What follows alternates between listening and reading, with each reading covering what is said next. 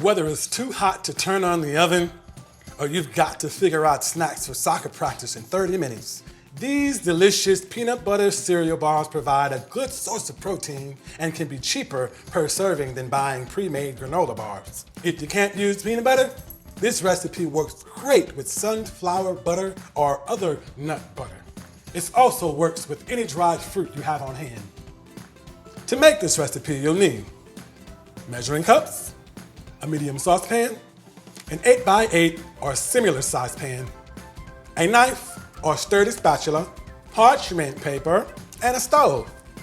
My ingredients are laid out over here. I have a half cup of honey, just a note, honey is not recommended for children under 1 year old.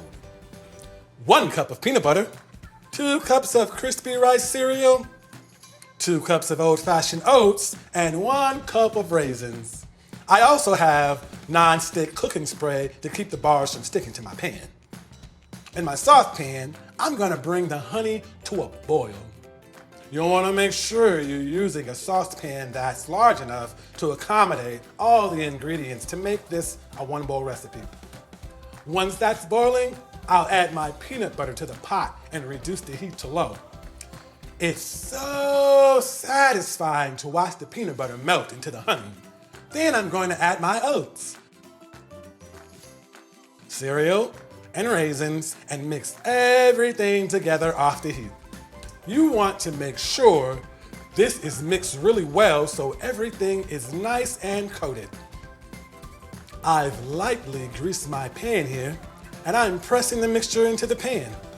One tip is to use small piece of parchment paper or aluminum foil to really press down the mixture so it holds together.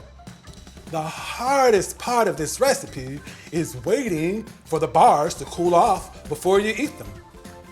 Once the bars are set, cut them in 16 pieces, then dig in. For more recipes and healthy tips, visit CalFreshHealthyLiving.org.